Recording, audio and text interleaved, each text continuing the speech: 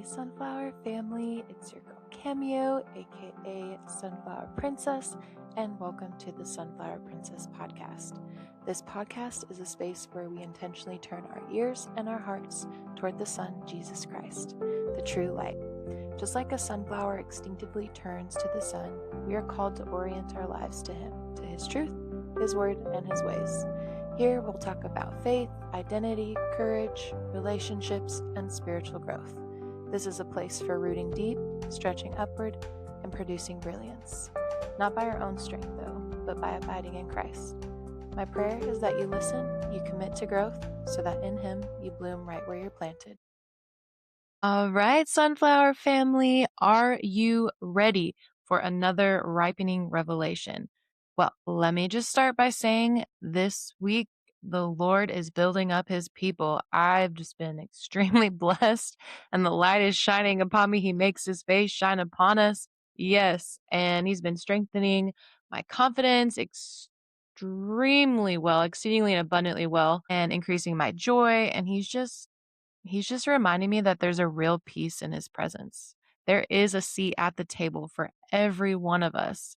And there's so much wisdom in His word, guys. He's so good to us. But, anyways, last week we talked about the rocky terrain and our source of water, and we're drawing from, how our hearts long to be planted in good soil. Can you and are you producing good fruit? Are you growing and moving forward in that way to produce good fruit for the kingdom of heaven? And what we did, we leaned into that parable of the sower in Mark 4, and we kind of asked ourselves, what kind of soil are you in right now?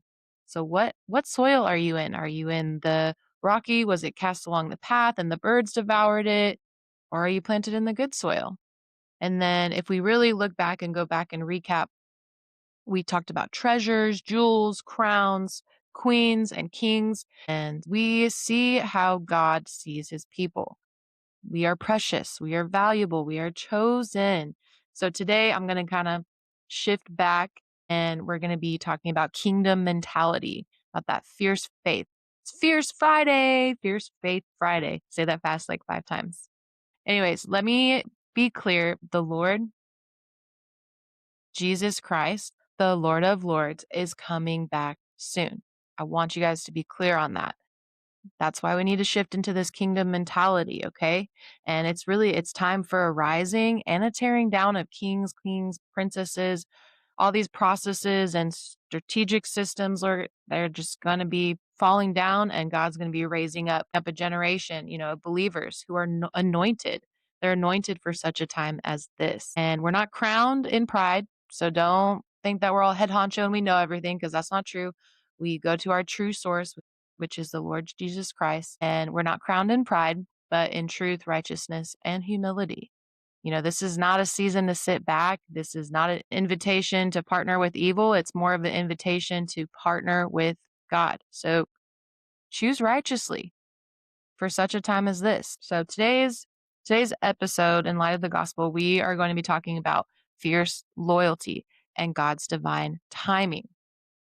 Now, we've talked before about royal garments, how what we can wear can symbolize what we value, identify, and really like kind of what we carry.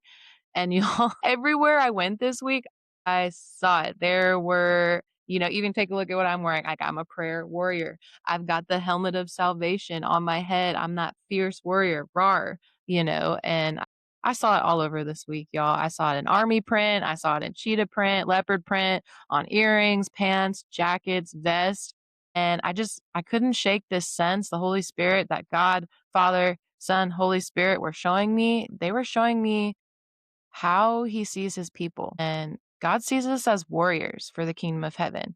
So putting this into practice and into play, Wednesday night at service, it was an evening service, the Lord was kind of establishing something deep in me, like more of that fierce faith, that boldness, that courage. The fear was slowly dissipating. My confidence was rooted in my calling. And so, anyways, I do a lot of things where when people are next to me, I just pray. I'm like, Lord, how do you want me to share kindness with them? All of that. And there was a woman in front of me, kid you not, her daughter was wearing animal print. And during worship, I kind of got that gentle affirmation, to say to her, she has a fierce walk with the Lord. And her mom's like, yeah, she does.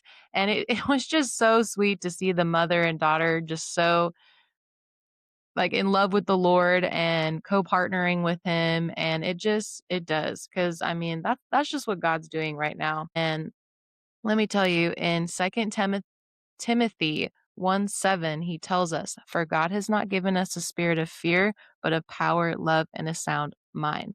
And God's developing our character, our faith, our hearts, and he's teaching us how to war in the spirit, not against flesh and blood, but against darkness. And there's another scripture too, Ephesians 6:12, it says, for our struggle is not against flesh and blood, but against the rulers, the spiritual forces of evil.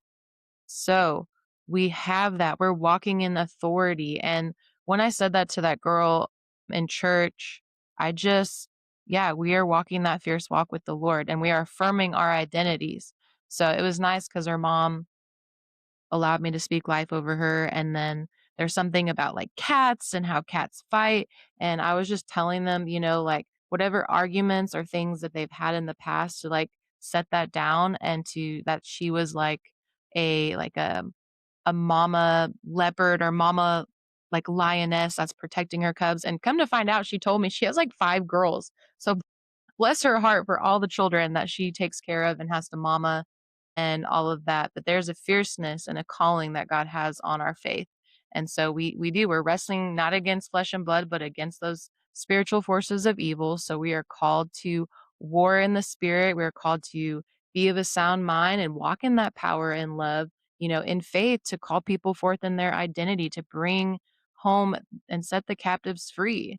So we are warriors for the King of Kings. And as I prayed this week, that's kind of my heart's cry for families is to be protected, to be strengthened, to be secure, for children to be nurtured and their God-given talents and identity, because we need our households to stand firm. We need our household, me and my household shall worship the Lord God and the Lord God only. We need warriors for the mighty King of Jesus. And what's crazy is even in Matthew 9:3-7,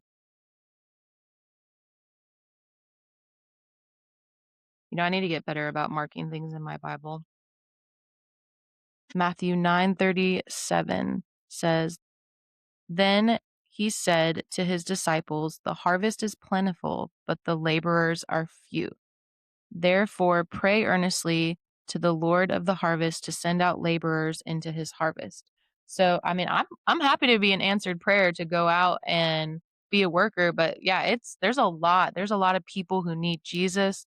There's a lot of folks that, you know, are just arguing all these like religious strongholds and churches against churches, people arguing over their belief systems. Well, I believe this, I believe Apollos, or I believe this, or I believe in the name of Jesus Christ. I am a Jesus follower. Okay. And, anyways, through that, I would rather be a worker for good than a worker for evil. And so instead of cat fights, what the Lord was revealing through this, instead of catfights with other women and people, instead of jealousy, envy, or comparison, or this like divisive spirit that's going around, the Lord is calling us to be zealous. Instead of jealousy, we need zealousy, right? And just so those of you that don't know, zeal is it means like a great energy or enthusiasm in pursuit of something. So God wants us to be in pursuit of Him, of Him. So in Romans 12:11, see, isn't that I love like the washing of the word because there's so many edifying scriptures and glory to God in that. Thank you, Jesus. But yeah, Romans 12:11. Do not be slothful in zeal, be fervent in spirit, serve the Lord. And then it goes into rejoice in hope, be patient in tribulation, be constant in prayer, contribute to the needs of the saints, and seek to show hospitality. And these are marks of a true Christian. So I encourage my fellow brothers and sisters to rise up into that kingdom glory that God wants us to be an encourager. We need to be standing united. We are not called to compete with one another. I'm sick and tired of seeing people argue and get in those, like I said, cat fights. We're supposed to be united, praying together, encouraging one another, exhorting one another with the authority given to us through Jesus Christ. So we are called into having this fierce faith over fear. So let me remind you guys today, don't fear. Don't let those past wounds and don't let those cold seasons or hurtful words, interrupt your fierce faith. In 2 Corinthians 10:4, it says, "The weapons of our warfare are not of this world, but have divine power to demolish strongholds." God has equipped you in the name of Jesus to pray boldly, proclaim truth, and persevere. We have the weapons. He's equipped us. It says it very clearly in His word that there is victory in Jesus' name and that we do not have to fear. We don't have to fear. So, anyways, there's grace in that. I mean, I've been extended so much grace, but honey, it's time to take off those grave clothes. Okay. I want you guys to put on the garment of praise. Isaiah 61:3, to grant to those who mourn in Zion, to give them a beautiful headdress instead of ashes, the oil of gladness instead of mourning, the garment of praise instead of a faint spirit, that they may be called oaks of righteousness, which is so great because I love considering myself as like a tree of life that like branches out to others and, obviously dwelling in the vine, the Lord Jesus Christ in all things. Anyways, put on that garment of praise instead of that spirit of despair, girl or boy. May our eyes be opened, to see how Jesus sees us, beloved, chosen, valued, and family. So it's time, guys. It's time to develop that kingdom mindset. It's time to understand and walk in that authority and use that sword of the Spirit, which is the word of God, to fight against the enemy. We're not fighting against each other, we're fighting against a stronghold. So we need to be armored up, ready to go. We are warriors for His kingdom. And in Romans 8:37, in all these things we are more than conquerors in Him who loved us. God loved us, that He equipped us, and He's given us those spiritual tools and, armor to conquer. We are more than conquerors in Jesus. And I want you guys to use your voice to lift up and not tear down. There is so much hate, so much drama, so much tearing down of people's, you know, confidence, that we need to do the complete opposite. We need to start building up our church, building up Jesus minded people, and even people that are not, the Gentiles, whatever. We need to start building up the people. And so in Ephesians 4:29, it says, "Do not let any unwholesome talk come out of your mouths, but only what is helpful for building others up." So you are co-laborers with Christ. I encourage you to be co-heirs with Him, a king, a queen, a prince, a princess, whatever you resonate with. Bring whatever you are, bring the peace He brought. Fight the good fight of faith. And in 1 Timothy 6:12, remember, God is not timid. Yeah, He is not a timid God. And in Revelation 5:5, we see the Lion of the tribe of Judah has triumphed. So He's not no scaredy putty cat, whatever. He is a fierce and victorious God. He is protecting His people. So don't harden yourselves to the truth. Don't be fearful. He is there to protect you. And, just like that mama I talked to, that her daughter was wearing the animal print pants, you are a fierce warrior, you know, be that mama bear, mama, whatever, lioness, or whatever, and be the defender who stands up for the bullied and the broken, wearing that armor of God, like I was saying. You are equipped. Now, whew, gosh, that's a lot. I'm just like going through my notes, and it's a calling. It's a fierce faith that we need to put on the garment of praise and continue to walk in accordance to what God has called us to and walk in that authority. So my reflection challenge for you all is, I want you to ask yourself these things as you go into the weekend, the week. How can you fiercely walk in your obedience with the Lord? How can you speak life over yourself, over others today or this week? What relationships need reconciliation? And where is God calling you to stand firm instead of shrinking back? Now, I want you guys to comfort each other because days are growing colder. And we need each other now more than ever, more than ever. So have that fierce faith, walk in that authority, and be that fierce woman or man of God that God has called you to be. So we're gonna end that session with that. I want to go ahead and close us in prayer. So if you would bow your heads or just get ready, I'm gonna go ahead and pray for us. So, Father God, thank you for securing our place with you the day we chose your kingdom, the day we said yes to you, Jesus. Thank you. Thank you so much. Thank you that we are your children and that you are the best father that anybody could ever ask for. Thank you for protecting us, for keeping us safe through every cold and difficult season. Forgive us, Lord, for the times that we've wounded others with our words or acted from the flesh instead of the spirit. Lord, I pray that you'd make us a light unto others instead of exuding darkness. Lord God, I pray that there just be a shift, that there be a turning around, that the light switch would come on in our lives and in our hearts and in our minds, that we would turn towards you. Lord, help us put on the garment of praise and not persecution. Open our eyes to see ourselves the way that you see us, fearfully and wonderfully made, beloved, blessed, and highly favored.